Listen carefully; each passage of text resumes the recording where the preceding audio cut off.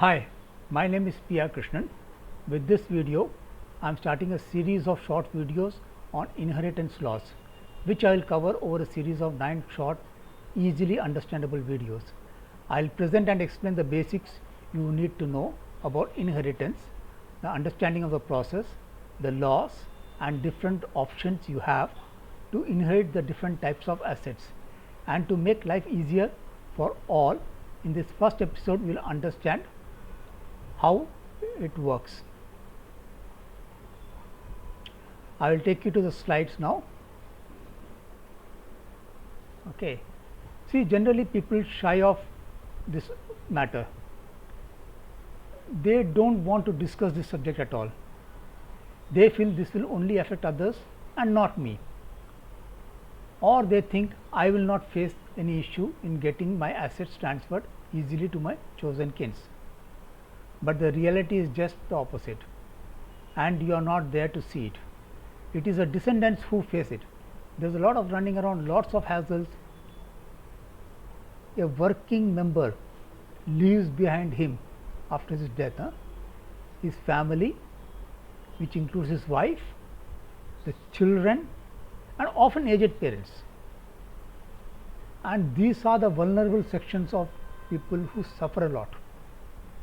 It is in this context I am trying to bring awareness, so that you can take decisions when the time is still with you. When the time is still with you, you still have the time. And after your demise, if you have willed, the family is able to cope up with the situation without difficulty. And if you plan your wealth inheritance now, you can distribute your wealth the way you want it. And so the wealth is also secured. It is distributed as per your wish. So, secure your wealth now, it does not cost much, but the lack of it can cost you heavily. Friends, this is also a very important subject you need to be aware of to have control on your estates and wealth. See, you have struggled a lot in life and acquired different wealth in different forms. Now, on your death, you leave behind a lot of legacy that needs to be closed. Your wealth needs to be seamlessly transferred to your chosen kins. If there are litigation, that needs to be closed. If you are doing a business, that needs to be transited smoothly, or you have to wind up the business. You would have acquired a lot of other types of wealth like fixed deposit, pension. You may be working, you may get pensions, provident fund. You may have you will have bank balances. You may have taken insurances, there may be share trading, you may have a demat account. Of course, your immovable properties like flats, bungalows, you may have invested in land properties, you may have a car. The number of items are many. Now, all this needs to be identified and transferred to your chosen ones. Do you want to go into, you want this to go into wrong hands or stay in a state of limbo? Nobody will want that. So, what is the best way out? There is only one answer, only one answer. Go out and make a will. Till your death, all these properties still remain in your name. It is only and only after death the will takes effect, not before. So, till you are alive, you have it in your name. After your death, you provide for a smooth transition to your chosen one. It is a win-win situation. Every family have vulnerable sections in old people, women and children. Even in working men, women, many are unaware of or are ignorant of these laws.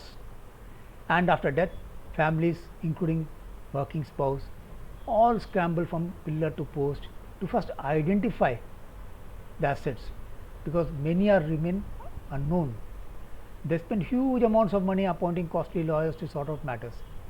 In some cases, people do not even know what the assets the deceased bought or what he owned. Therefore, challenges are many, and this many times goes into wrong hands. There are plenty of cases. Also, land is silently encroached upon and taken over with the connivance of some vested interests. These people usurp the piece of land which is yours and even get it transferred into their names. Friends, again, ignorance has ruined many families, so avoid this. In the course of a series of this presentation, I am going to present to you with knowledge on the subject in a simple layman's language, easily understandable by all.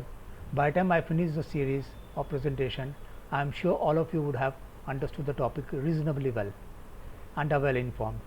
You can then take a wise decision to protect your hard-earned wealth and properly distribute it after your death. You will not only remove your worries away, you will feel very relaxed too. Also, you would have taken care of your family after your death, saving them from all the difficulties cited above. I say some decisions are made best now when the time is with you, and all this with just spending a short time to understand this. Friends, as I mentioned, wealth is vulnerable. It is a weakness of everybody. You have struggled a lot to create your wealth in various forms, and there are lots of complexities, as different laws apply for different types of wealth. So, when people die, they leave behind a life that needs to be closed. All assets, whether local or overseas, businesses, your debtors, your creditors,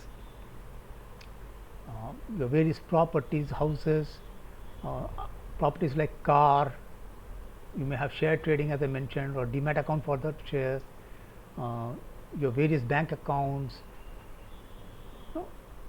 all needs to be closed. Even litigation, there could be litigations, that also needs to be closed. Most important, all needs to be identified first. The task is huge depending on the complexity, and here will plays a very important role in securing these assets and distributing in a proper way through an executor. Complex matters may require the services of specialists like CA for accounts or lawyers for court pending cases and for dispute redressal mechanism.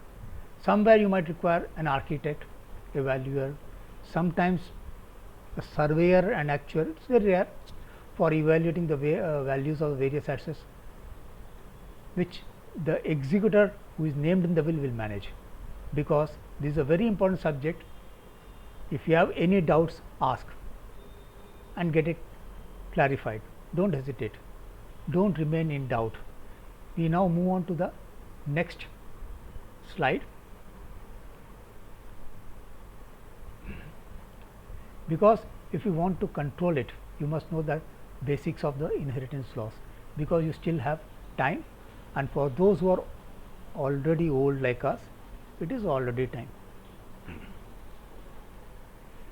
Inheritance, I will just touch upon these points for 2 minutes. This is derived from the word inherit, which means you get it as a legacy from your ancestors.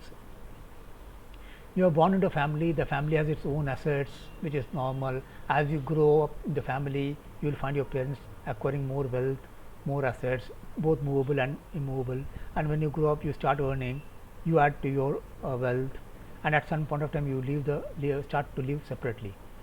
At that point of time, you start creating your own assets. You buy a house or a car or a furniture, jewelry.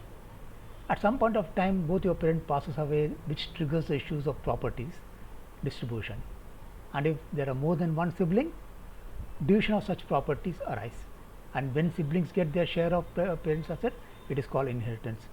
I say you also acquire assets, therefore that is also inheritance according to me. Thus, you have your own wealth and your ancestral wealth.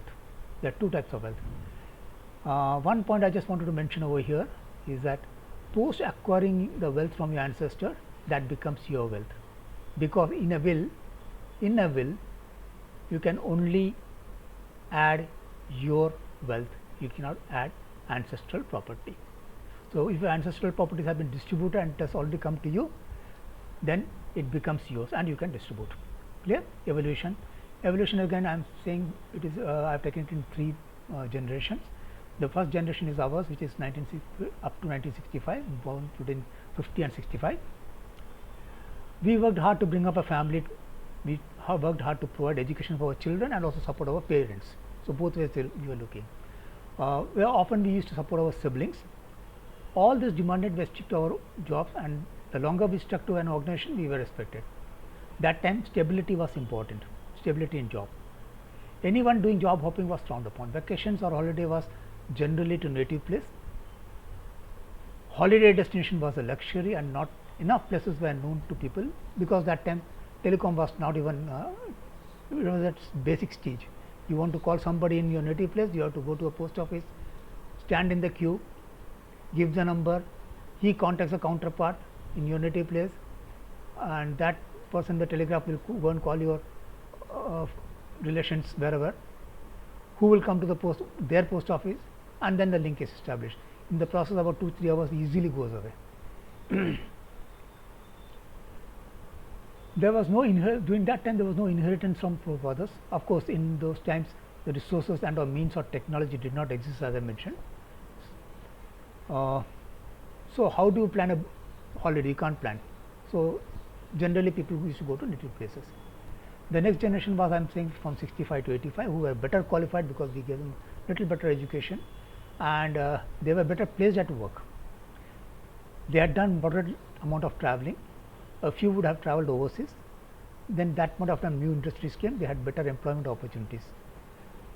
Education facilities were still better, and you have started on all those ITs, computer science streams and all. It was just starting.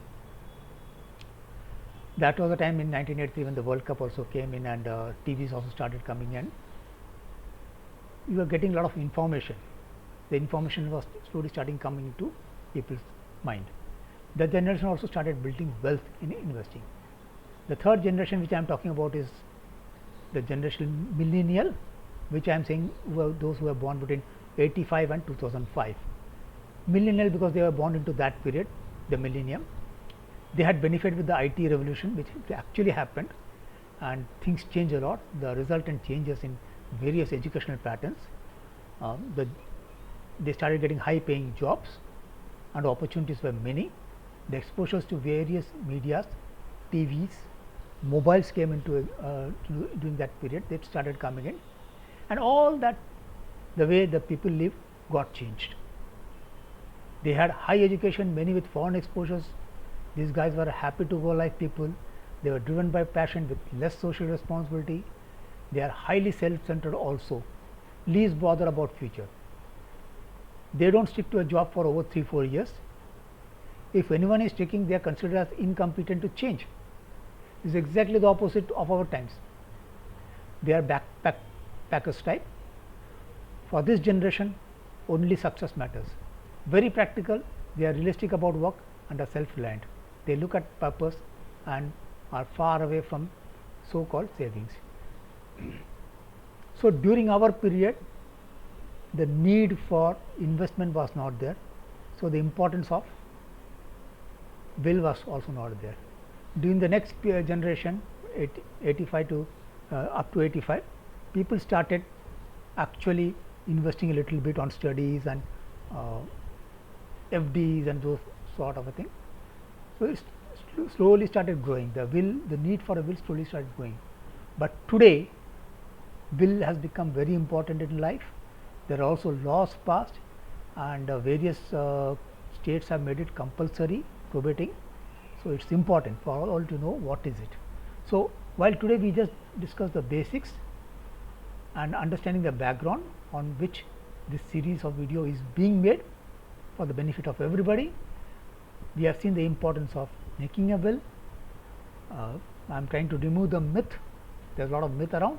How important is your wealth to channelize it correctly, the next generation to benefit from it. In the next video on this series, we will see what is will, the various terms used in the will, which is important, the need for will. All these three are really equally important. So till then, I will take leave of you all, but do not forget to press the bell and click on the subscribe button and leave a comment, which will be an encouragement for me to make more videos of learning. Okay friends, see you till my next video. Bye.